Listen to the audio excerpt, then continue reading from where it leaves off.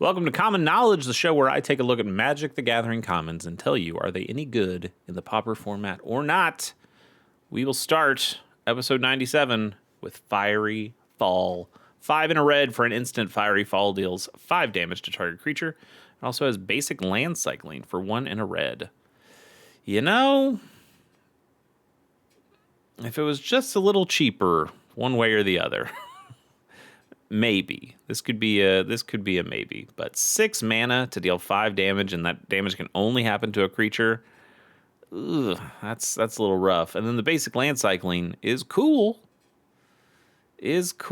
but land cyclers at this point, they gotta cost 1. You know, the Lord of the Rings set really did kill all land cyclers that cost anything more than 1. It's kind of sad. I think it's those cards are great. I love playing those cards, and I think they have made the Pauper format better generally, but they have also ruined a bunch of potentially playable cards and made them unplayable garbage at this point, and that's a little sad. Fiery Fall, I do think is unplayable garbage, and I'll give it a 1. I'll give it like a 1.6. It does things at multiple times in the game, instant speed. You know, there's things, just not things I want. Coastal Drake is 2 and a blue for a 2/1 Drake with flying. You can pay 1 and a blue and tap it to return target Kavu to its owner's hand. How often is that going to happen? I would say almost never. You might be able to bounce changelings. Those are a little bit more prevalent than Kavu in the Pauper format, but yeah, a lot of Kavu. Well, maybe not a lot, but like Flame Tongue Kavu, the classic ones, those have ETB triggers. So, are you returning your own Kavus? Are you returning Kavus to your opponent's hand so they can use their effects again? That kind of sucks. It's also a Wind Drake that is not as good as a Wind Drake. This is pretty bad. This is pretty bad. I'm gonna give this a 1.1, and I think the 0.1 is really just that it flies at all. Because the rest of this stuff is very disappointing. Not a good card. Serum Visionary is 2 and a blue for a 2/2 Vidalcan Wizard. When this creature enters, you draw a card and then scry 2. It does Serum Visions. That's the joke. It's the Modern Horizons 3 joke, is that it's a body that casts a spell, and the spell is a spell that we've had before. Serum Visions is an okay spell, but it's not that great. I think we also have creatures that do like Sleight of Hand when they come into play. I think Sleight of Hand's a slightly better card than Serum Visions, in my opinion. Yeah, or like Preordain, I think is generally a better card than Serum Visions. You want to scry before you draw. But there's nothing wrong with drawing a card and then fixing your next draws. That's all right, and Serum Visions does that. And Serum Visionary does that on a Grizzly Bear.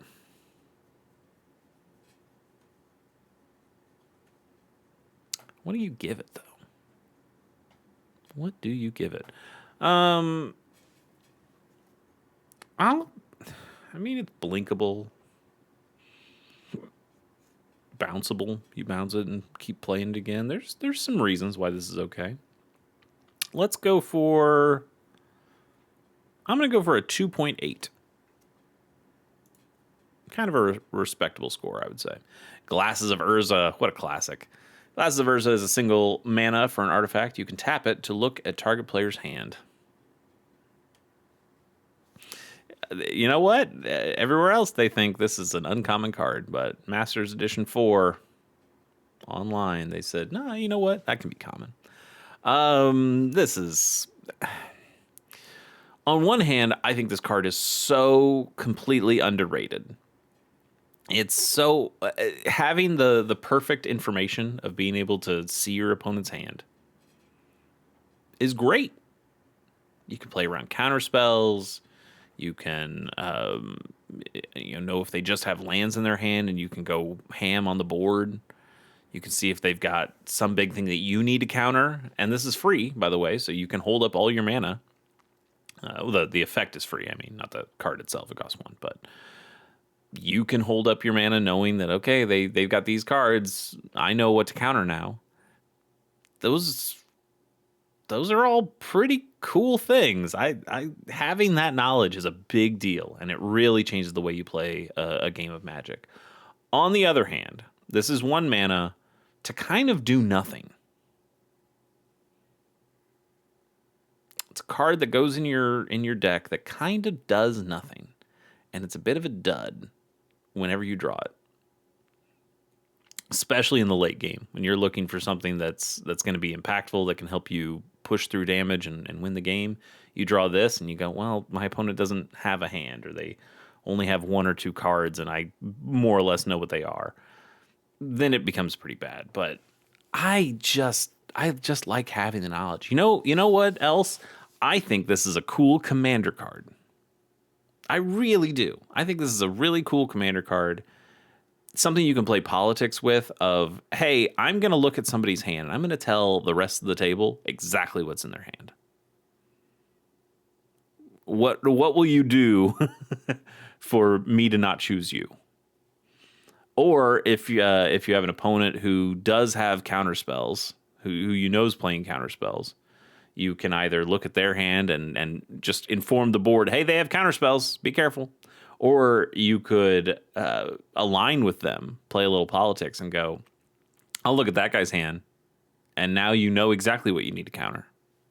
And make sure you don't counter my stuff, because I'm helping you. I think this is a cool commander card. I really need to put this in a commander deck and just see, because I bet it would be fun. I bet it would be.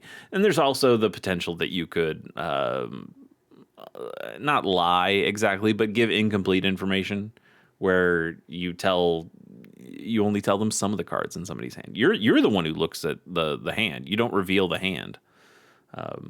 So you have the option of telling your opponents what they have, or you can hold it. And that's also a political tool as well. This card is so cool. I love Glasses of Urza, but not necessarily in Pauper.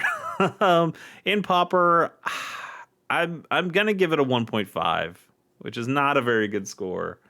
But man, I think I own a copy of Glasses of Urza. I'm gonna buy a second copy of Glasses of Urza. That's let me write that down. In fact, Glasses of Urza. When I first, because this was before my time, before I started playing Magic, but when I learned that there was a Sunglasses of Urza card, I thought, well, that's from Unglued, right? Of course, they what a silly thing. And then to see that it actually filters white mana into red is cute. That's cute. But I was like, that's a real card. That's like a real functional, legal Magic the Gathering card. That's crazy. Blood Fountain, that's a good card. Blood Fountain is a single black mana for an artifact. When this artifact enters, you create a blood token. So that's a blood token if we haven't talked about it. It's an artifact that has pay 1 and tap and discard a card, sacrifice this token to draw a card. So it rummage on a token. Cool. And then you can also pay 3 and a black and tap and sacrifice Blood Fountain to return up to 2 target creature cards from your graveyard to your hand.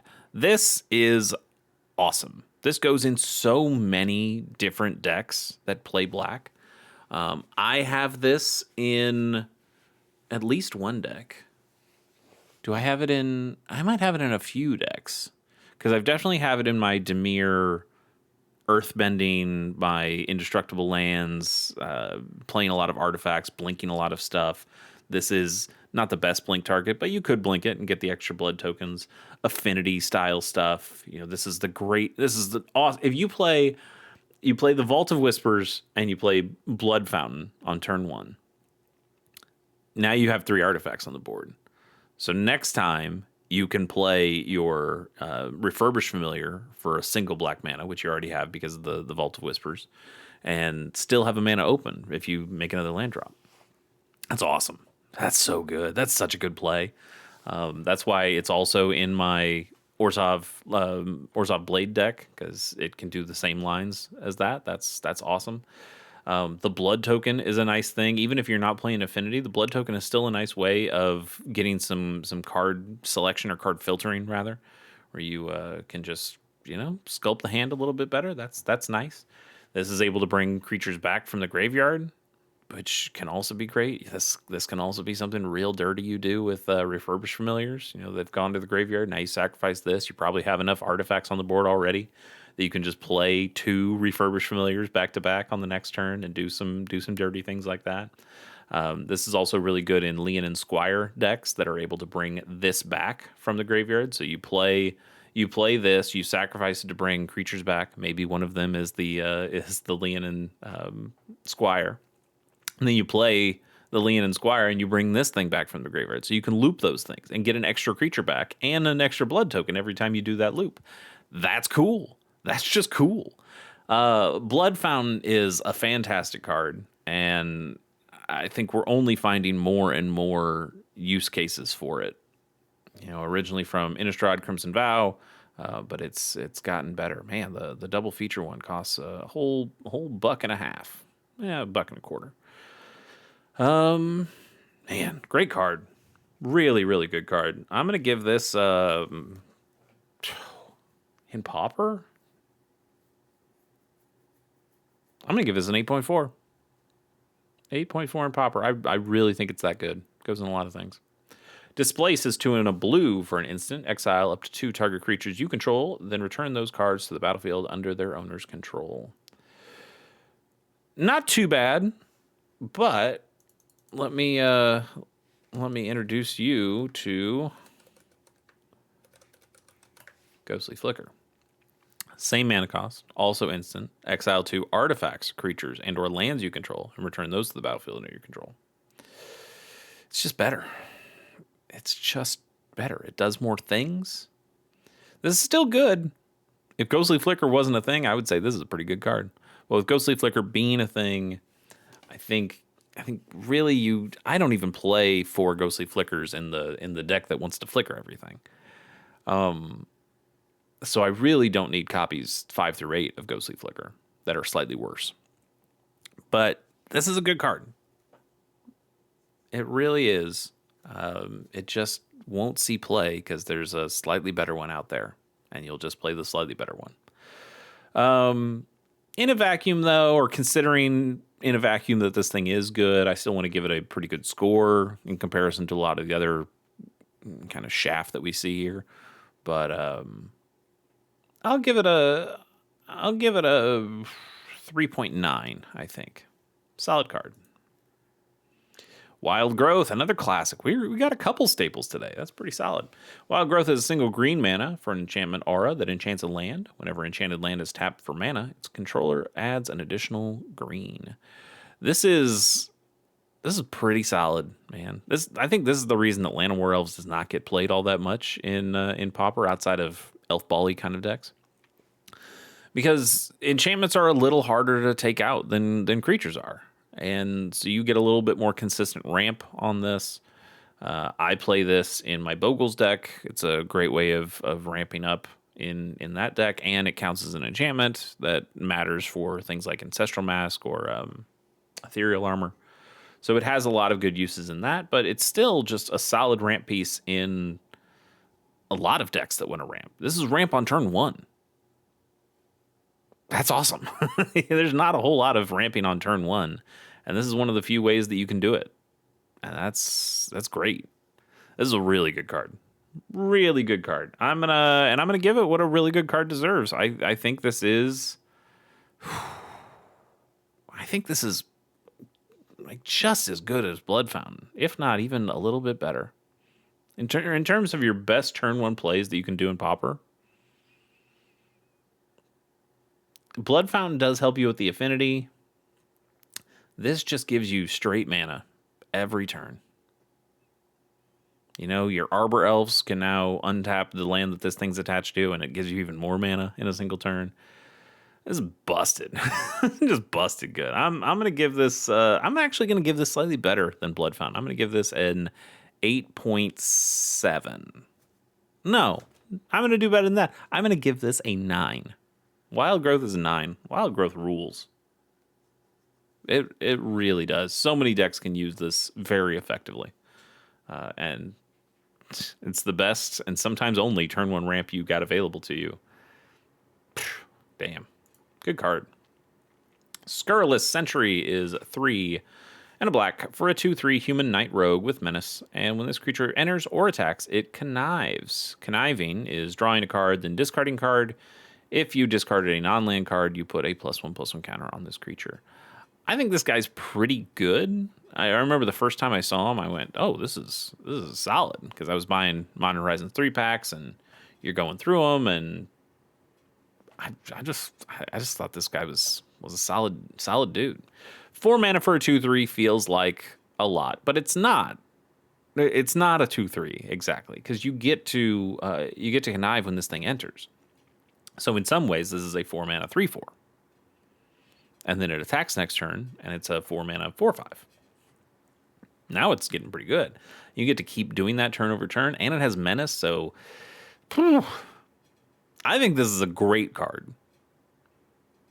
Maybe not so much in Pauper. I'm not 100% sure what deck really wants it. Like, you could talk about putting it in the Madness decks, but the Madness decks are so fast and so low to the ground. A 4 mana guy is too slow for those decks.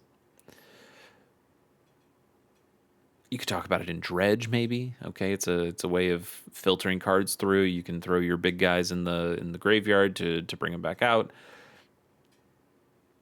You could, but those decks are so efficient that they don't really need this guy. They have the guys, your town greeters and stuff that you can play earlier, get more guys into the bin earlier. They're just more efficient cards for that kind of a strategy. And it really just leaves Scurrilous Sentry out in the cold, unfortunately. I bet this would have been a house in Limited. I like this card. I really do. I haven't found a good place for it. Again, I think it'd be a really solid cube card if you wanted to put it in cube like that. I'm going to give it a 3.5,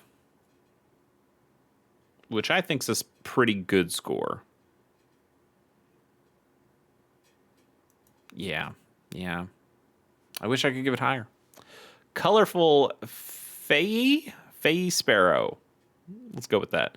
It's 1 and a white for a 1/3 flying bird. So it's from the global series, and it's got a treasure chest version, but this is not. This is not a card that is really seen all that much, and it's nothing special. It's a 2 mana bird. It's a 1/3. It blocks a decent amount of stuff, but for 2 mana, I think you can get better creatures generally, especially in white. You can just do better things than this. As a cheap flyer, though, it's okay. The cost is right.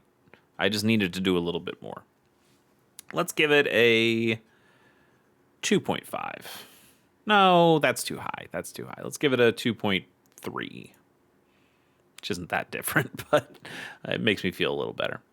This is our final official card of the day. It's Ghastly Gloom Hunter for 1 and a black. You get a 1/1. Have we done this one before? I don't know if we have.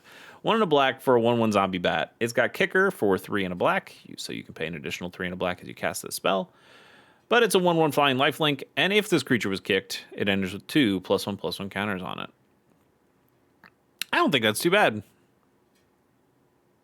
If you have I'm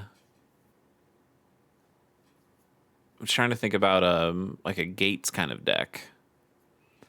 Could you do Esper Gates? Could you do Orzhov Gates?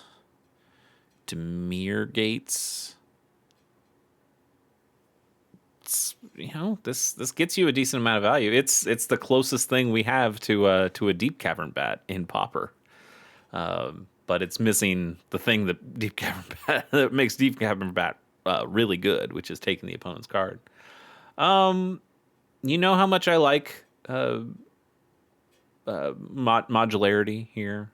Having that second mode, if you do get in the late game and you can pay 6 mana, now you've got a 3/3 flying lifelinker, which for 6 mana isn't that great, but if you draw it in the late game and can play it for the 6 mana, you're going to be happy that you can. But early in the game, you still get a 1/1 lifelinker that flies. You might gain a decent amount of life on this. You could put equipment on this thing. You could put auras on this thing. Zombie bat are pretty decent creature types too. It has some value. It has some value. I'm going to give this a 3.1. And I could see it being better. I think if this was white, maybe we'd be talking a little bit more because it would go into Coggates a little bit better. Maybe not. Maybe it still wouldn't make that deck, but it might. It might. All right. I think that's enough for today. Thanks for joining me on this one. Wait a minute. Was that our last official one? Did we get another one? Did we get a bonus? Screw it. Let's do a bonus. I want to do a bonus. I want to have some fun. Survivor's Encampment is a land that's also a desert. It taps for colorless, or you can tap it and tap an untapped creature you control to add 1 mana of any color. So it's kind of a Springleaf Drum. Problem is, the cool thing about Springleaf Drum is it's ramp in that you get to play it outside of your normal land drops. So the land doing the Springleaf Drum thing doesn't ramp you at all. This would more be color fixing, than it would be ramp. And that's fine. But now you have to have creatures untapped to put into this. I don't know. It being a desert is actually kind of interesting. You can do a couple things with that, but yeah, for the most part, this is just some cool art on a land that I probably wouldn't play. The fixing's interesting, though. I'm going to give it a 2.6, which is probably a little high, but that's what I'm going to go with. All right, that is it for now. We'll see you next time.